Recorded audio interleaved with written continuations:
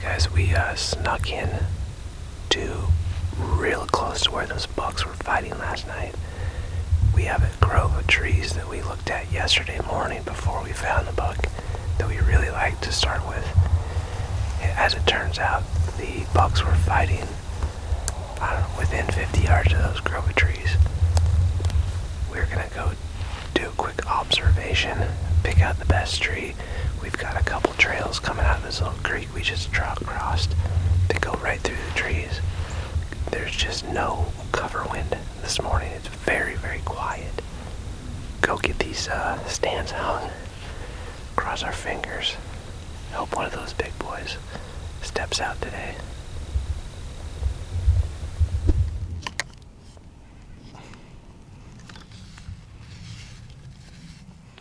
It's about 7:30, November 1st, and me and Jake just got in the tree.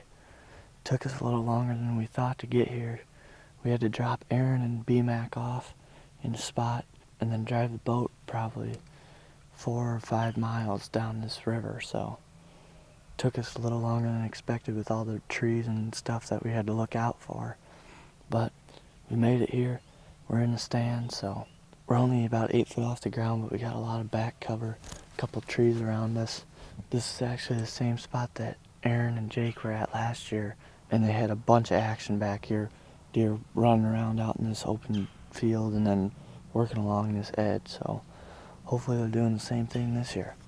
Like I said, we're in here late, but last year they didn't start seeing deer till around mid-morning, so there's fields up top, and we're hoping that the deer are just going to be working down off them fields and back into this bottom.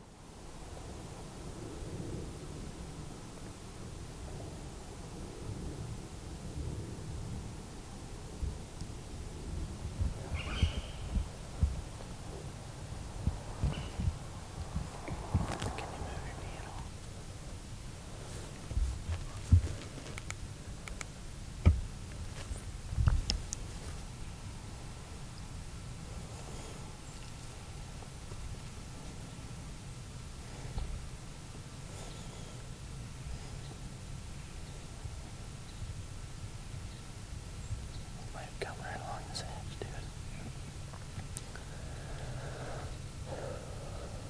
Wait till it gets outside to grunt if you have to.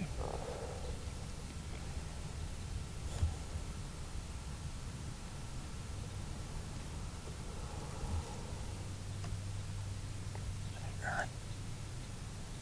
Wait.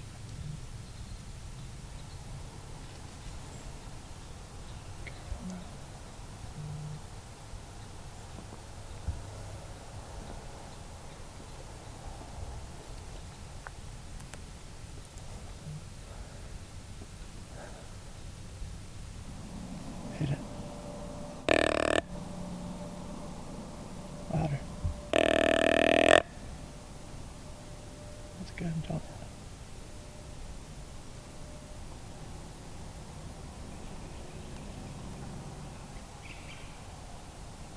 He heard it, he didn't know where it was though. Might have to hit it once more. I might try to snort bees at him.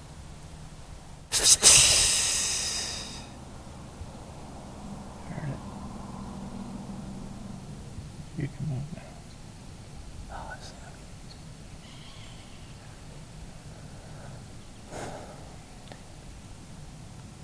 Just had a real nice buck. Came out out of that creek, walked all the way through this bottom, up this ridge, and then kept going after he topped the ridge, so just cruising for does this morning. We tried grunting at him and snort wheezing at him, and he looked, he heard it, but he didn't want to come in, so it's a good sign. It's a great sign.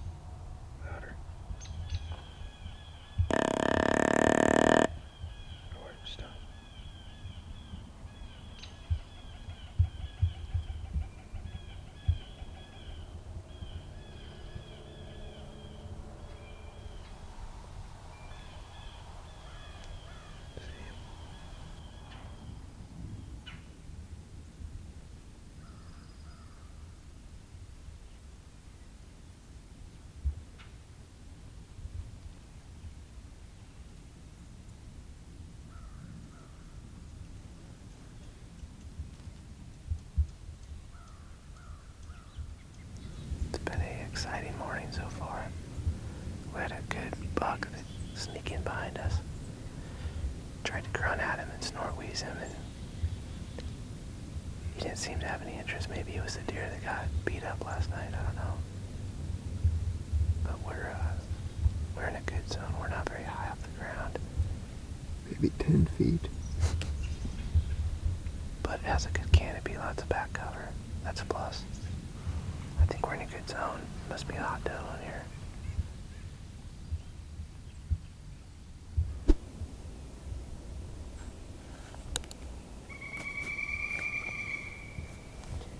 Cruising.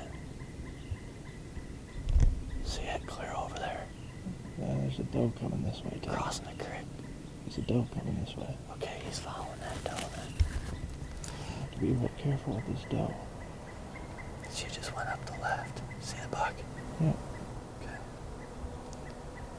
Can hear him run and stuff. Get your body shifted so that my knee's not where you're gonna draw.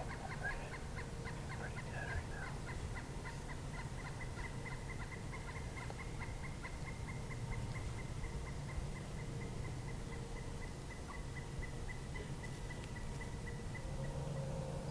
Can you still see the doe? I don't see her. I just saw her working up that way to the left. Or it might have been the buck, I guess. It's about 9 o'clock now. We just had another shooter chasing the doe clear across this creek about probably 200 yards from us. He chased her right over to this hill, went up the hill. Now they're still up there crashing around, so I mean there's a good chance they'll end up down here in this bottom in front of us.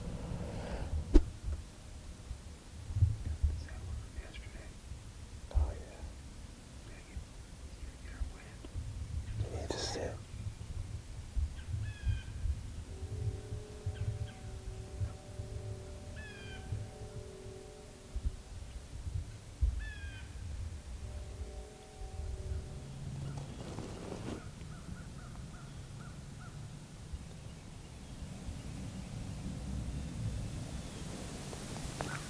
It's been a pretty eventful morning. We had 2 deer that we could shoot sneak by us. We also heard quite a bit of grunting in the bedding areas to both sides of us. But those deer haven't materialized out of the woods yet. But I think we're going to slide out of this tree, go meet up with the fellows. Sounds like they had a pretty good morning as well. We know we're in a good spot. It's just getting on the right trail with the right trees. Some of the trees around here this morning in the dark were like the thorny locust. And those of you guys are familiar with that type of tree can relate. It's all new to me. They don't have those in Utah. But evidently they're a real thorn in your side. So that's the plan, but it's been a lot of fun, lots of action. Just gotta stay persistent. We always say the Hush Cruise always says time and pressure. If you put enough time in and you apply enough pressure, good things happen in the woods when you're out hunting. Guys, it's about 11 o'clock right now, and me and Brian are climbing out of this stand and gonna go back and meet up with Jake and Ted to make a game plan for the evening sit. But both groups were set up in a similar situation this morning. You could tell behind me we got the lake back there and this little sort of drainage that's leading off from the hills down into the lake. And where those creeks flow in down there, it creates kind of a cove. And up towards the head of those coves, where those creeks shallow up a little bit, where deer can actually get across them, is where we're set up at. In both situations, we've got bedding to the east, bedding to the west, and then even more thick cover to the north up the creek with the lake bottom behind us. Basically, we're blowing our wind from the land side to the cove where we came in from, and then these bucks are crossing from bedding area to bedding area at the head of this ditch, right where I mentioned the creek gets real shallow before it flows down into the lake. It's a real natural funnel, but during the rut, we typically hunt funnels in between bedding areas, not necessarily as much from bedding to food as you would different times of the year. Because right now those bucks are going from the first bedding area to the second one, and that's exactly what you saw this morning. They were cruising west to east, east to west, we just weren't set up close enough to him to get a shot. So we're gonna head down out of here, go check with the guys and see what they saw, and then we'll get back after him this evening. Here comes our ride.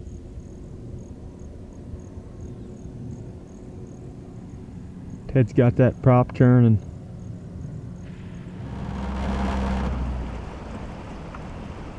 Got a little chilly on us, eh? We got an issue. What? Ran into a real nice gentleman on the way out that's going back in there. What? He's going back in there to hunt kind of close to where we were today. Really? Yeah, I mean, we talked to him, we're probably both just going to hunt back in there. He's going to be a little bit to the south. And we're going to try to get up to the north where we saw most of those deer. Okay, sweet. He said he saw that big one last weekend. He was boating in? No, walking. Come in there with waders on or something? Just You can follow the edge of that river just fine. Right, okay. Sweet.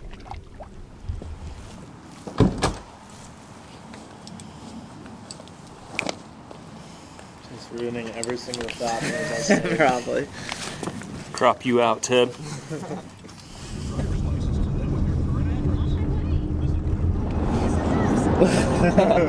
Tell him about your new discovery, Ted. We got this stuff called Mountain Ops Ignite, and boy, it just fires you up, especially in the mornings about 4 o'clock, 3:30, 4 o'clock. Just get real supercharged and focused.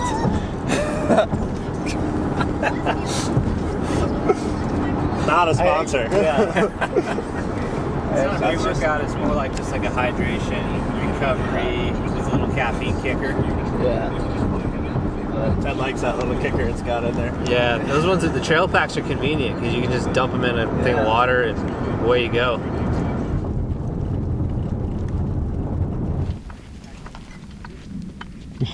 Just filming the new guy. Finally got in the game. Greg's looking to pull a hero cameraman mode tonight. Had to bring in the bench warmer. Aaron's breaking the #1 rule on Ted's boat. Don't leave your trash. He gets really angry. I mean, look at that guy. Don't want any of it. Captain's not having it.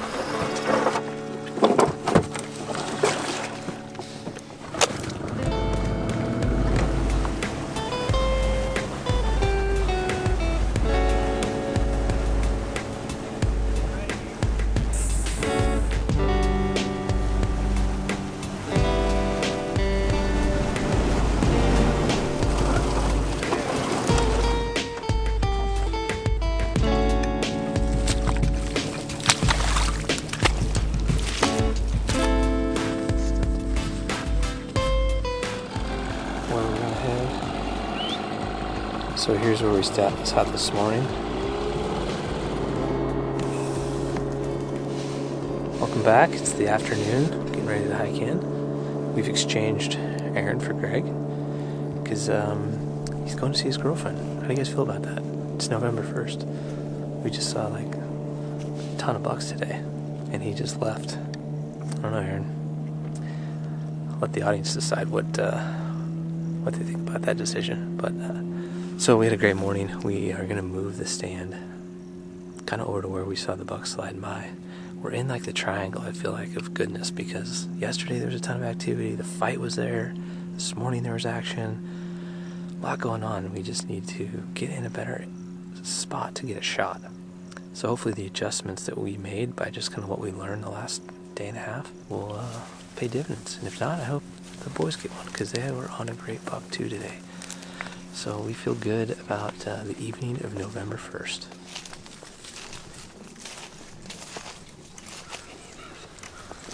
Best trail's just right up here. Look, that draw right there. You can kind of see that's where that deer came out of.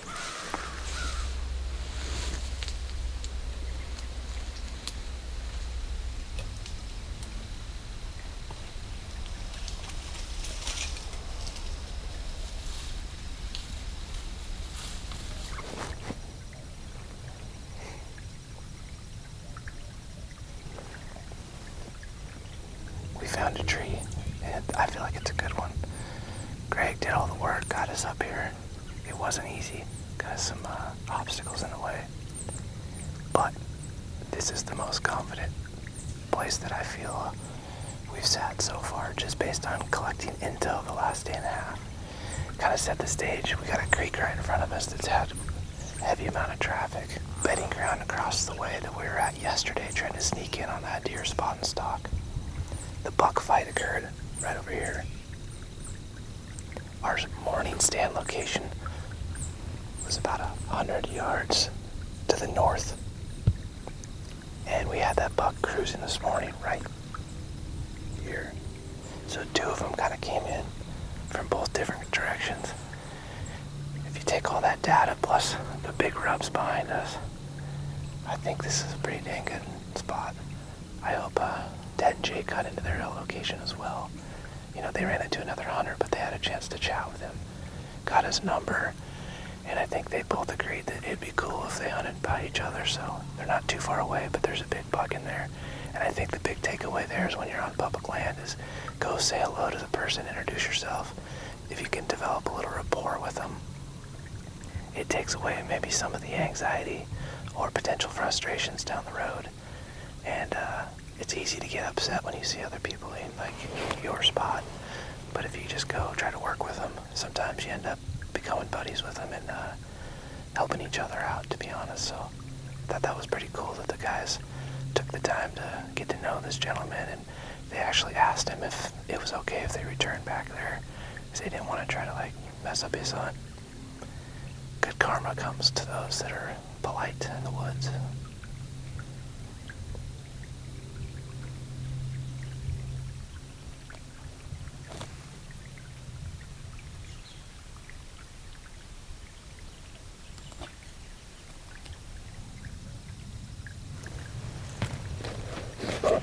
Quick time check, 4:45 p.m. We've seen 2 does out in front of us, and I think with the number of bucks we've seen in the area, having a couple does up on their feet certainly can't help hurt us, I guess. Like I said earlier, I feel real confident in this spot. I just hope they get on their feet and start moving before it gets too dark.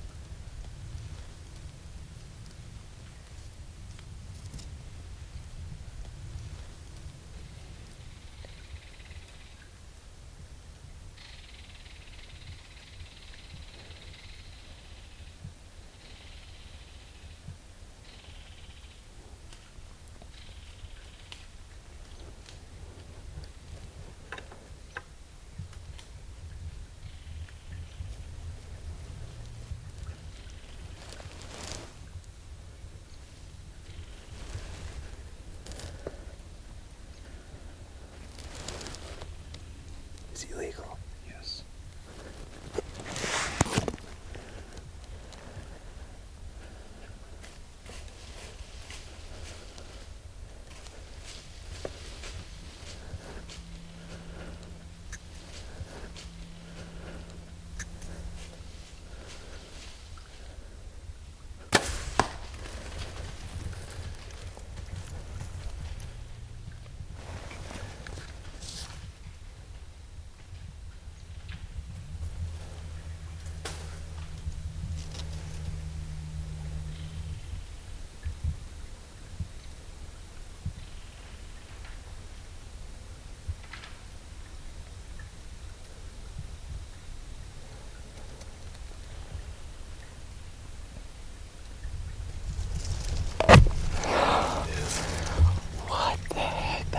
So fast.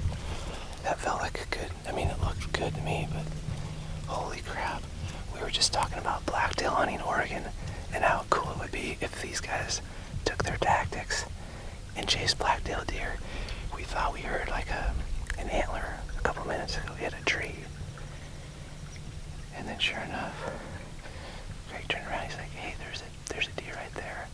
That buck snuck right behind us. And was doing a scrape, and I have, man, maybe an 8-inch window to get an arrow through, but he was like perfectly right there.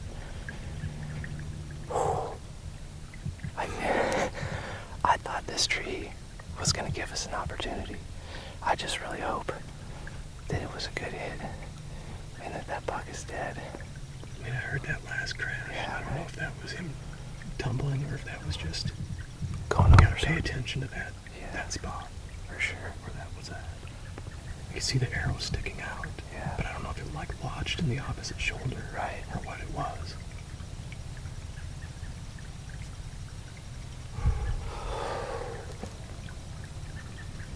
Man, things happen fast in November.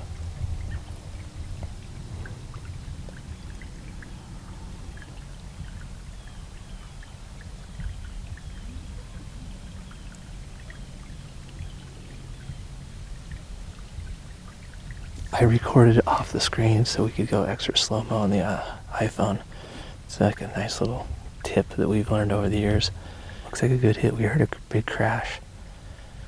And after looking at everything, I feel like we got it right in the pocket that we needed to. But again, always want to just be cautiously optimistic is a term I use a lot. But man, I sure hope he's just laying up there, and it'd be a big, huge relief. Because he slid in behind us, we were kind of expecting him to come this way, which is wide open, or out in front of us, which is wide open. The only place that would have been tough was directly behind us. But he kind of angled, and he gave me an opening of about that big. And honestly, there would have been maybe one more spot I could have got a shot without him most likely walking away from us. But I felt really good because he was preoccupied. He wasn't moving, and I just waited for him to like stop doing the scrape for a second and lift his head up. Made sure my bubble was level, and tried to just make a smooth shot. You know, I'll be excited to get down this tree. Greg's holding me back, not letting me climb down because I would be down there right now looking if it was just me. But we're going to be a little patient, give a little extra time, and then hopefully go find this buck.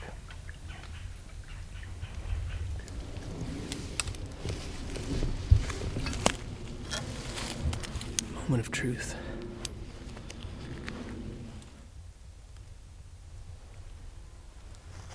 Here's where we shot him from.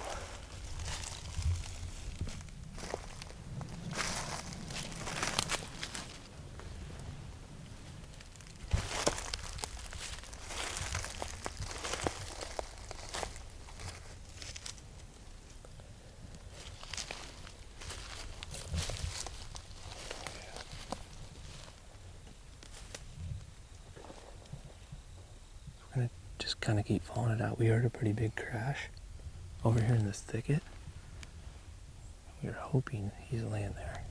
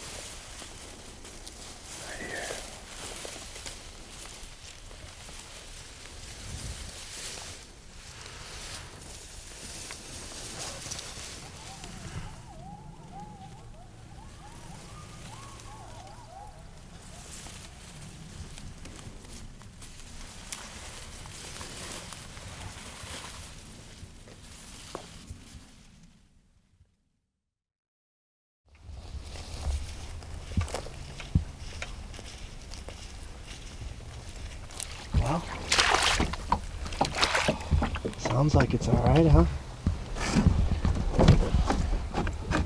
Hard to say. He's gone further than I would have expected him to go. Been pretty good blood the whole way, but we decided that we should get some help. Yeah. It's in the super like tall CRP stuff, you know? Yeah, it won't hurt to go grab something to eat and give him a little more time. Plus get a little stronger lights and more of them.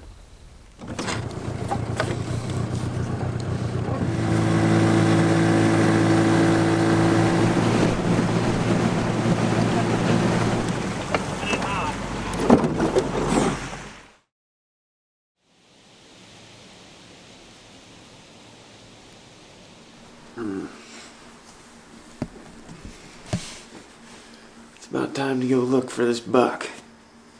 They heard some coyotes in the area, so we don't want to leave him all night. We gotta wake these guys up. Look at that mane.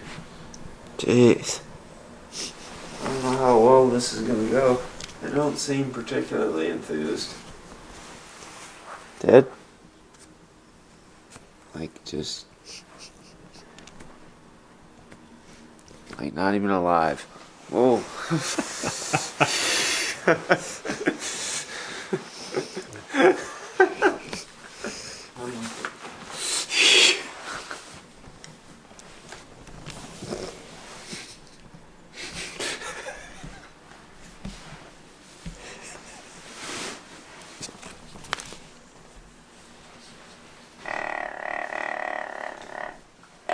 I was getting ready to go.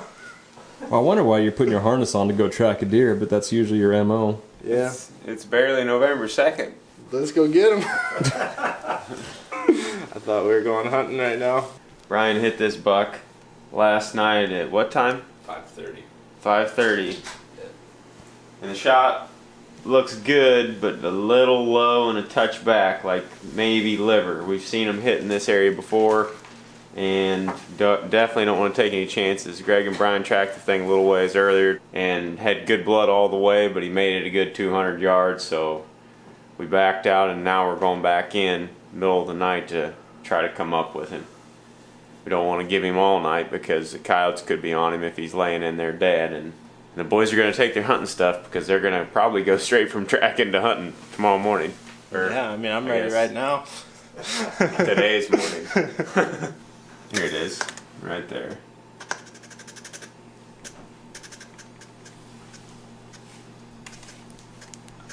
I mean, it looks like it hits like 2 inches above the belly line, maybe even higher than that.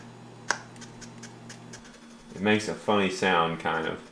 When you double lung them, or hit them right up in the chest anywhere where those lungs and heart are, it's like a drum pop. You know, so, and that's another thing that you may have going for you, is he's on the way down when the arrow is hitting him. Just gonna take it real easy. Liver shot deer, you never know. They can live for a long time. We don't.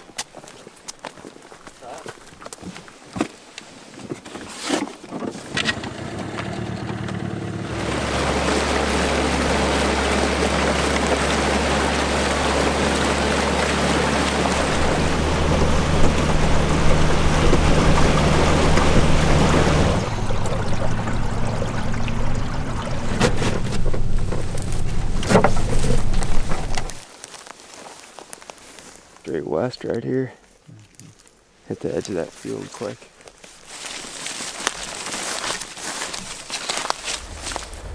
Alright, it is it's 1:50 in the morning. 1:50 a.m. Yeah, it's not a mistake. We're back at the place that Greg and I stopped.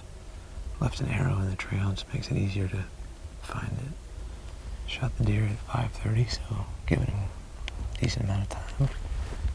I just hope and pray that we recover this buck. It's been a pretty brutal last few hours just waiting.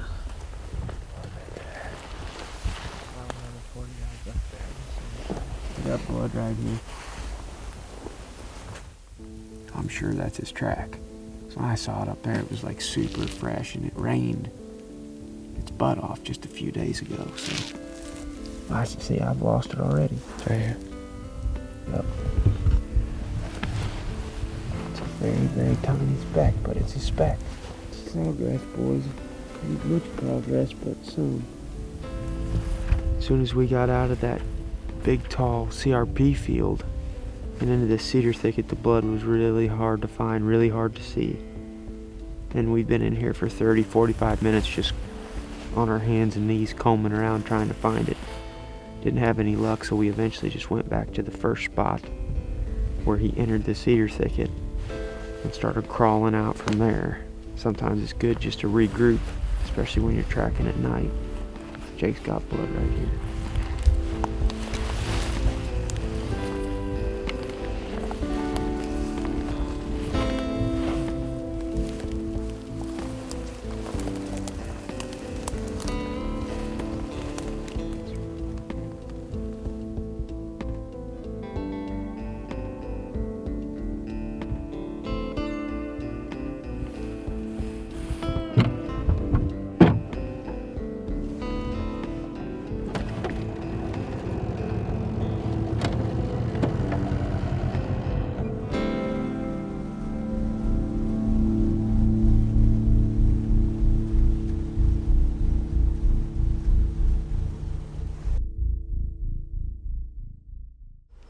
Skirted around the pond just to happen to see if maybe he was there, but that's kind of where we're at right now. Did you find any beds at all? No beds yet. So I guess probably what I would want to do is take a look at the video and give you my opinion on what maybe happened or what's going on. Okay. Have you ever used a dog before? Yeah. To track? Okay. Obviously, having that many guys out there can kind of cause a few issues with the dog. You know, just because it's extra set in that area. Yeah. Sure. But I mean, I'm willing to try to work through that as best I can. Okay. I can try. I mean, I'd love to see that video. Yeah, I'll send it to you. If I can see where that arrowhead kind of go about what I know and kind of base it off of that. How we doing? How's it going, man? Brian. Doug, nice to meet you. Pleasure. Come on in. Greg's filming over there. Alright. Sorry for the lights. That's yeah, all right. we got some hunters just napping, you know. You know Shane Simpson? I don't. He's part of the United Blood Trackers, which Okay. we're belong to there, yeah. Right. Yeah. Yeah, we run a YouTube channel called The Hunting Public. I think I subscribe to it, and I do some traveling for work, so Oh, nice. I listen to it once in a while, but I, Yeah. put some names with faces, I guess. But Sure. Yeah, and Brian their brand is called Hush, and Okay. they have a huge YouTube following as well. And we're gonna film the whole thing if that's cool with you. Yeah, Like sounds we give good, you Doug. guys. Right, there's impact. yeah, so it seems to be. So there's the white Right. white line right here. That is an area close to that stomach that I was talking about, but if the blood you were seeing wasn't consistent with it, you may have gotten liver, and liver will kill much faster than that stomach. Well, I'm concerned with why that white didn't go. You know, hitting there should have zipped right through him. And we see some deflection, you know, on larger cutting blades. Sometimes when they hit the rib, or normally it's not like directly square with the deer like that we see much. But on an angled quartering shot with a large expandable, it sometimes can open quicker than getting inside the rib cage, and it glances down more on the outside of the rib cage. But that's not. Sorry. I can show you, one of the broadheads is too. Yeah, let's take a look at it. We're hoping like, oh, he'll be in that cedar thicket, Mm-hmm. and then that's where it was like hands, knees. Right. But anyways, gives you an We'll idea. get on it and give it our best. It's the next day, and we're getting ready to go back out tracking again. We tracked this thing till what, 4 this morning? 4:30. Came back, got a little bit of rest, and called the United Blood Trackers. And one of our friends, Shane Simpson, actually does a lot of blood tracking with his dog, Callie, up in Wisconsin. I messaged him, and he got a hold of some of his friends through the grapevine there, and we found Doug here about 2 hours down the road. He's got a blood tracking dog, so we're going to go in there and see if we can pick up the trail and go to this buck. We think it's a fatal head. So we're going to continue to exhaust every option until we find him. Yeah, I bet they're home. Beware of the dog. Okay. Oh, that's always great. Yeah. He's definitely a porch guarder. All right. I'll go Don't get ask. bit.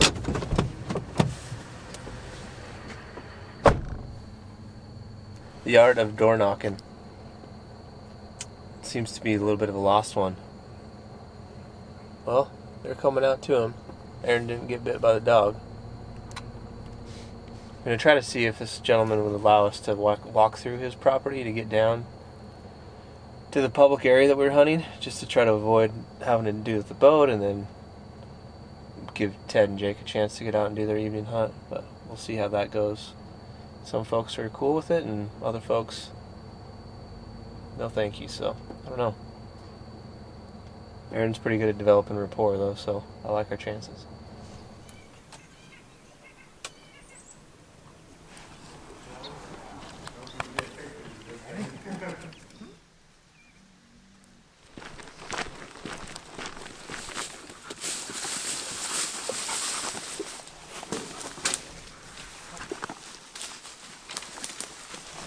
If you know, at the last area can be the hardest part of the track, because even though you don't step in inside the blood and everything, everybody's walking around. So what we can have is the dog work kind of meticulously around that area sometimes when we get there, and that can be the hardest part. And what we need him to do is commit and take an area out of there. Ideally we start here and we go to the deer, but there may be some times in between where I read the dog and he's not on. So we'll come back and I'll mark a note or something, and you know, if I have to let him do his job. If he's off, he's off. We'll realize it when we get to that point, and I'll bring him back to where I think he was last on. Does that make sense? Yeah. Yeah. Okay. Once he's focused, he's usually not. Yeah. I've got the other dog. He's easy to get distracted. This one here is pretty focused once we get started. So. Okay. We'll start him here. We'll let him work it out, and we'll just see what direction he's got to. I can't really tell him what to do. He's gonna do his own thing. So Sure. yeah. Here. Find it.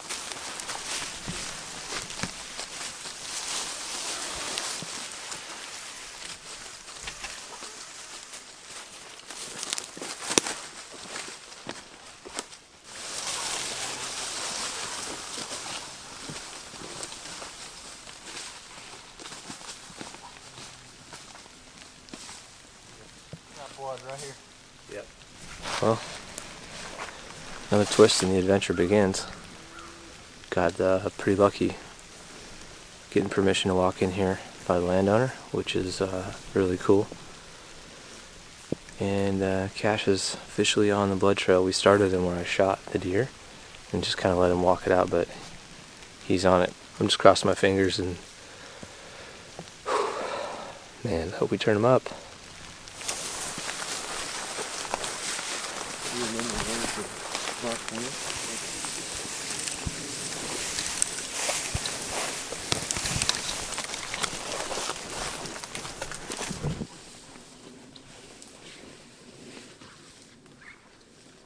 Might have turned here I thought that it's possible that he did turn. and just went outside Right potentially. here. But this is right around where last blood was. The dog Yeah. found it really fast, like within 10 minutes of starting. He found the last blood that took us 4 hours to find. Yeah.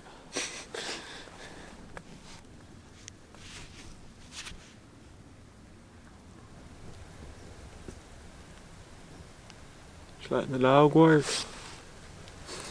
Man's best friend has taken over this Yes, he this has. job. It's pretty incredible how fast that dog got to this point. The minute he hit that blood trail, he was cooking. He sets really good expectations, Yeah. which is kind of important in that kind of work, you know. Oh, yeah.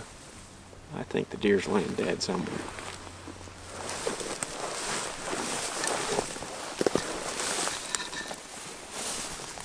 It's a bed. I always kind of prided myself on being a pretty good deer tracker until I see this dog work. This thing's making us look stupid. Here's a bed. This is the first bed we found. The dog is working out ahead of us right now. And where we found last blood last night is about 100 yards behind us. And that buck turned and veered out across all this tall grass and stuff. This is wild. If the thing's dead, he's gonna find it.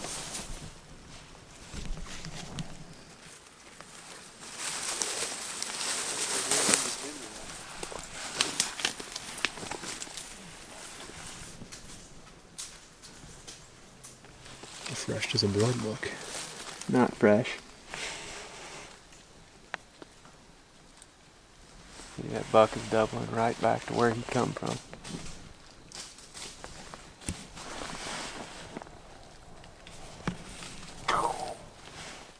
Think he's the one been making some of these rubs? I do.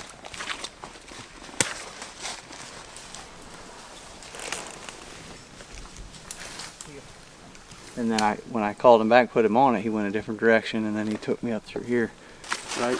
Did you guys come through this section here? Yeah. Because he come across here at first. That's why I was asking. Yep. He's right through. We here. didn't last night at all. Yeah. Well, that's good. Yeah, just now. But yeah, his track and blood right down this main trail coming down. Let's see what he does. But I want to make sure we're going the right direction. Cause you gotta be careful because if he's hitting the stomach, if we find wet, fresh blood, we could be dealing with deer still alive. Right.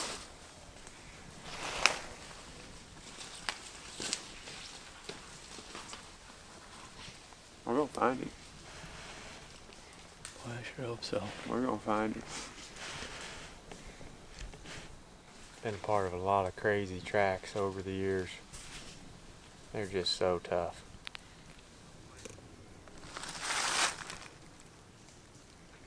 Onyx tracker saying 0.62 miles so far. We've been on it for about just under an hour with the dog.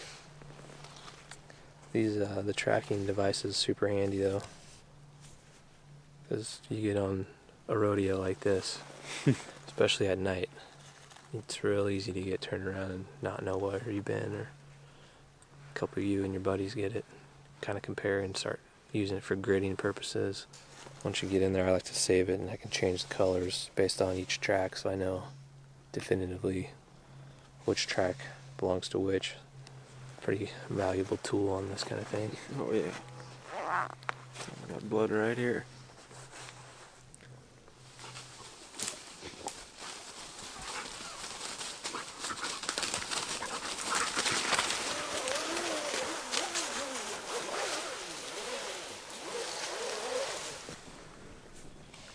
We're back here in the center of a buck lair right now. We've come close to 7/10 of a mile. The dog is still working out ahead, but here's blood right here, Greg. Another big drop. The dog is doing little half circles out in front of us with Doug. And we're back here following blood just real slow.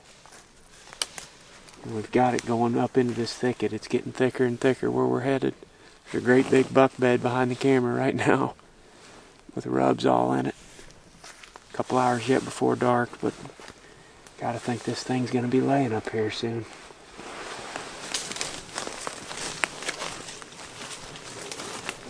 He was air scenting coming through this bottom, and he brought me over here. And there's a puddle of blood right here. And then he works up in here, and he's like acting like he smells it again up on this hill. Now, I don't know if we're dealing with a live deer or not right now. Is it fresh blood? Yeah, it's wet. It's that time I was telling you, it's like real wet all the time. It's real cool.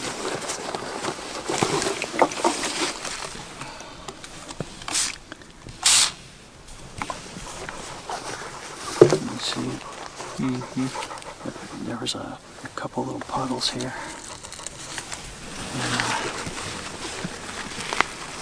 I don't know. I'm worried to keep going. I mean, they can live a long time. Oh yeah. I jumped them 2.5 days later, and still going like crazy. And I'm confident he has been in here. Like he was acting like there was there was a lot of scent in here. That's why he quit tracking. He was wanting to air scent. He did that the very first time. That's probably why we may have jumped him closer to the field, and that's why he was, But You know, always got to slow down and make sure the Yeah. second time, like some of that scent may have been out of there, and then you start tracking again. And it's the same thing. A lot of times you'll struggle, like we jump the deer. You know, you got to kind of let it cool off. Yeah. But I'm like I said, I don't want to keep pushing because we're gonna run out. Like pretty soon he's gonna start circling again. Not being able to put him down again. You don't want to be tracking a deer live. It doesn't look like we can catch up to him the way that he's acting. Like, I mean that's the part of the stuff. Like it looks like that's where it hit. It's right in the middle of the body. It's just right around where the brown and the white line is, and it's in the middle. I've seen that all the time, but you know that blood's consistent with that head. It's a watery. And he acted like he found ground scent there, which I mean I know we got the deer's been here, so and then he was kind of quartering up to that direction, but it's just a bad. You know, I don't know. I can't. Right, you can't find a deer if he's not dead. Mm-hmm. That's true. Do you think he's been moving since we started tracking him? Or do you think this is from yesterday? I think he's moving. You know, I've seen it where they're weak enough they'll get in a creek and we can get up on them, but then again, they got to be put down. You know.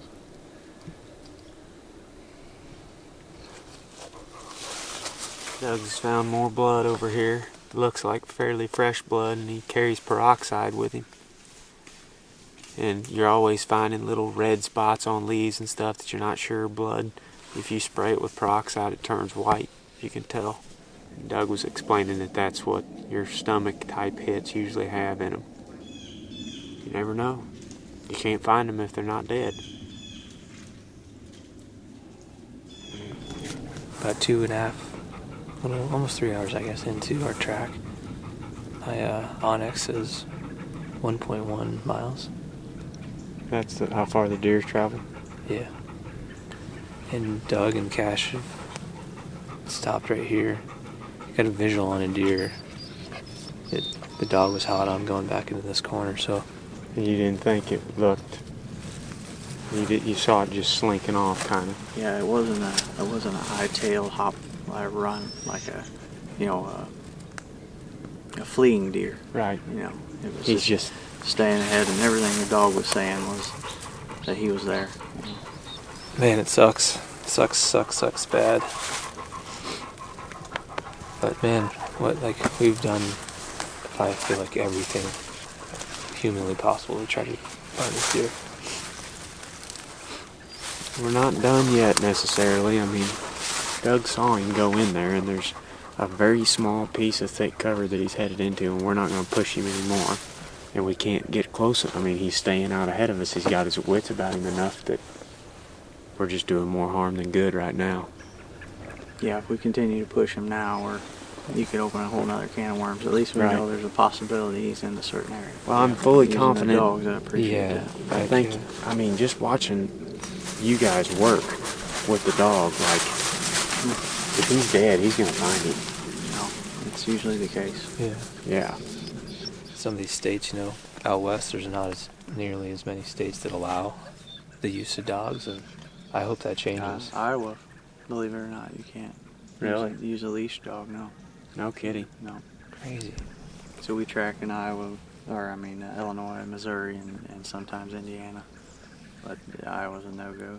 It's just not legal yet. No, there's hundreds and hundreds of animals that are able to put a tag on, that wouldn't otherwise be. We usually put between 25 and 30. That's on the tailgate, we call it. So, yeah. But we gave it Yeah, man, I appreciate it. Like I said, how quickly you got out here and how hard you guys worked. Based on Doug's recommendations, we're going to give this deer another day and see if we can come up with him. We know the general direction that he went. We just saw him. So we'll check that, and hopefully he's expired in the next day and a half. So basically your liver sits in the back of the lungs, and there's this lower green part is a stomach, and it can give you a bright watery blood, and it's a fluid. The reason it's watery is because it has stomach fluid in it. like digestive fluid. Right. So a lot of times that's when the blood will look really, really thin and watery, stays wet for a long time. And it is typical of what we see. Sometimes you get more blood than others, but when they're hit there, it's pretty typical. And if you look back at that video, I think that's exactly real close to where that arrow was hitting. So this green area is that part of the stomach. This is your intestines. This is also with time, but usually we give them 24 here, and they're dead either in 12 or 24, but they'll expire. This one, that stomach hit, in my experience, has been a long process. Sometimes we come back after 24 hours and we have to give them another 12 or 24 or even more sometimes, and we can still get them, but there's no guarantees. Mm-mm. Little chop.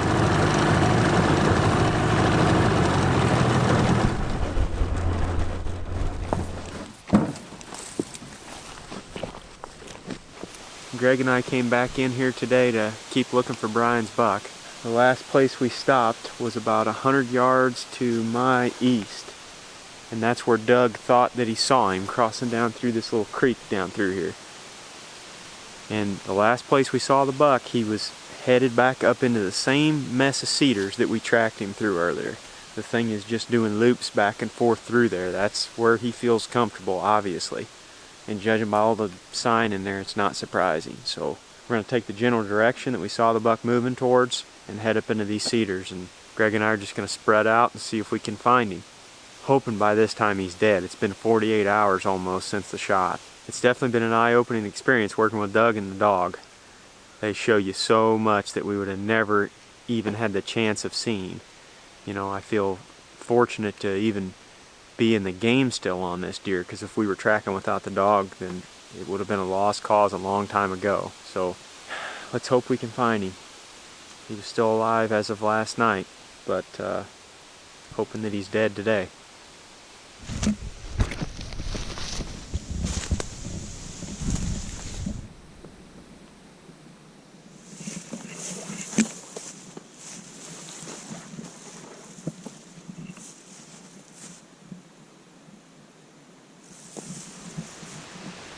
Well guys, Greg and I have searched and searched and searched this afternoon. We used that tracker on OnX and just tried to cover as much of that as possible in that thick cover and could not come up with the buck. We're not feeling too great right now, but hopefully by showing you guys this video, you all can learn from what's transpired here, and maybe it'll help you recover your deer in the future. Biggest thing that I've learned is the ability of those dogs to smell deer and track them effectively. That is just an eye-opening experience. I mean, we tracked a lot of them and a lot of different hits, and that dog just put us to shame pretty much. I mean, it tracked right to the spot of last blood in 5 minutes, what took us 4 hours to get to. As long as it's legal in your state, I would highly recommend using United blood trackers to help find your deer. It stinks. At some point you have to give up. We covered that area thoroughly in the last 2 days and spent a ton of time in there, and then even went to some of the surrounding areas where we thought that there was a very, very low chance of him being in there, and checked the water sources, the thickets, and all you can do is learn from it and try to get better and move forward. That's all you can do as a bow hunter. If you bow hunt long enough, I know everybody's heard this, but if you bow hunt long enough, it's going to happen to you. And hopefully by watching this, you guys will learn from it and not make those same mistakes that we've made so far. Especially with a hit like this. I mean, our first guess was that it was a liver hit, but when you look at the anatomy of a deer, and Doug explained this very well last night, and a broadside shot, that stomach sits low right there in the center of the body cavity. And judging from the liquidy blood, the watery blood that we found, that was right on par with what he was saying happens with stomach hit deer. And he said that they are the toughest to recover. It's just the highs and lows of bow hunting. I mean, just earlier today, our good friend Eric Barber called us, and he shot and killed the biggest buck of his life over on public land in Illinois. Hit it perfect and watched the thing fall, and you know, that happens too a lot of the time, and that's obviously what the goal is, but at times you end up in a situation like where we're at right now, and it's a head scratcher. It's hard to deal with, but just got to push through it and keep hunting.